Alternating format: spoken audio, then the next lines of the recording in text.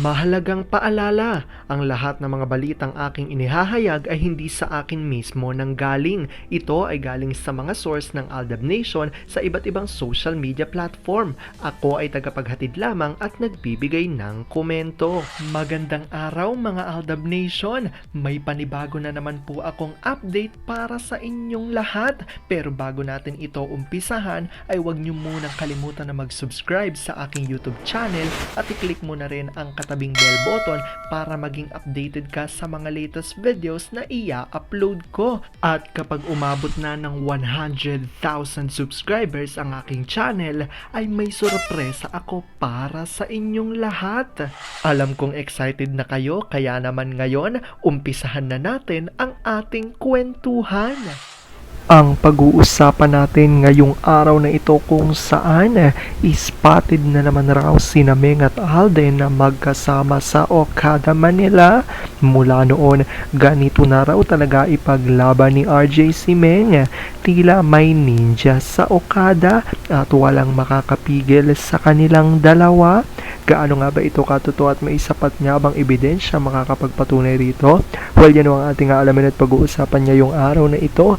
Pero bago ho yan ay bibitinin ko muna kayo ng kaunting-kaunti lamang kung saan magbasa muna tayo ng mga nakakatuwang post ni My Name is Theo01 sa Twitter. Kaya naman wag na natin patagalin pa. At sabi niya sa kanyang tweet, baka masyado ko nang pinupuri si Baby Cute dito. Hindi po siya perfect ha. Makulit pa rin po at gaya ng dati, sobra pa ring OA-ness sa Mimi at Daddy. Pero yung kabaitan ay always na nandyan.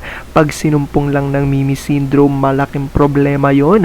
Kaya may time talagang inilalaan ang ina para lang sa kanya. Inayos ang damit, pati necktie.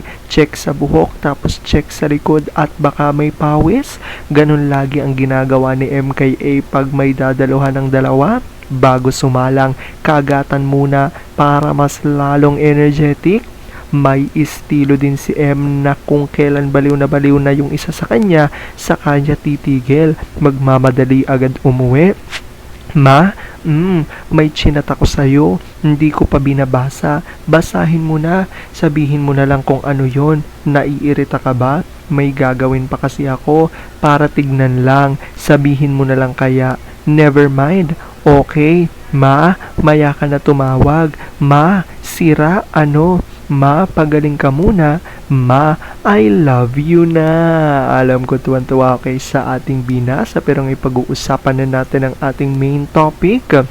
Oops! Wait lang, saglit lang to. May ipapaalala lang ako para sa mga bago pa lang sa aking channel. Huwag niyong kalimutan na mag-subscribe sa aking YouTube channel at i-click niyo na rin ang notification bell para lagi kayong updated sa mga latest videos na ia-upload ko at para maging parte na rin kayo ng aking Fanatics channel family. Well, alam kong super excited na kayo sa ating kwentuhan, kaya naman dumako na tayo sa ating main topic. Gaano nga ba katotoo na spotted na naman raw sina Meng at Alden na magkasama sa Okada? Tila may ninja na naman ang dalawa sa Okada, Manila. Mula noon ay ganito na raw ipaglaban ni RJ si Meng, kaya naman tila walang makakapigil sa kanilang dalawa. Gaano nga ba ito katotoo at may sapat nga bang ebidensya makakapagpatunay rito? Well, yan ang ating aalaman at pag-uusapan ngayong araw na ito. Alam kong super excited na kayo kaya naman wag na natin patagalin pa. Una-una na nga dyan galing sa tweet ni Ma'am Mila Cambala dahil sa kanya. Truth about Aldab, Aldab pa rin at kalakip nga ang isang convo na ito na ayon dito, yes po, no contract. Yung update lang na mga na-miss nung pandemic which he had to sign again. Tapos na po yun. Kaso tapos ng single forever, kaya sumagot ng na-false siya kay Mengay na sigurado akong ipapadili.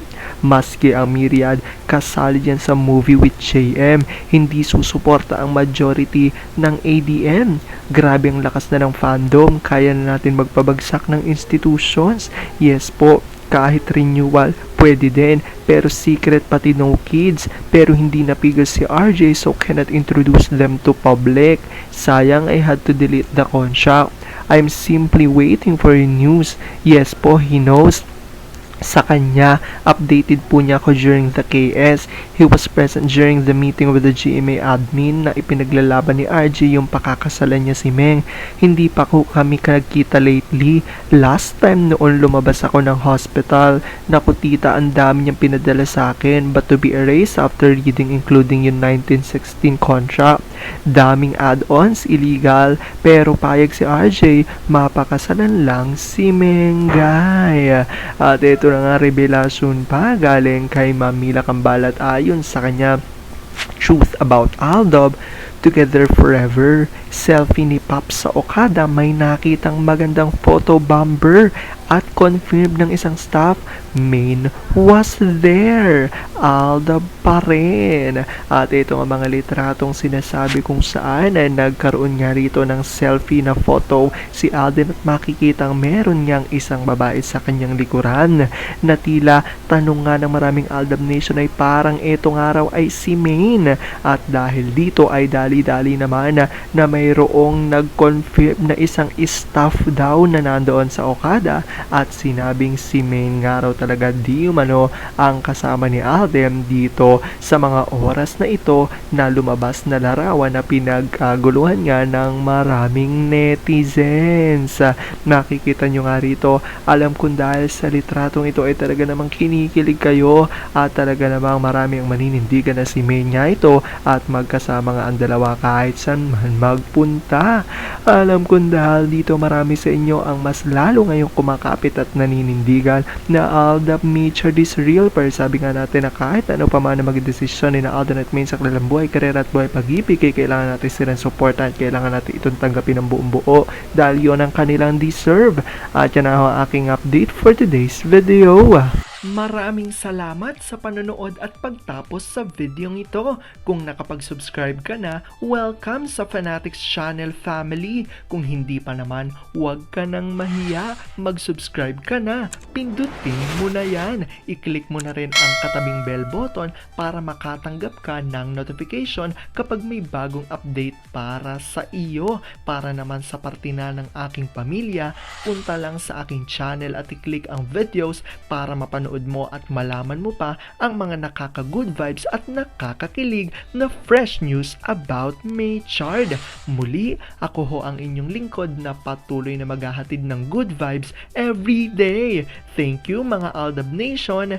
Ingat!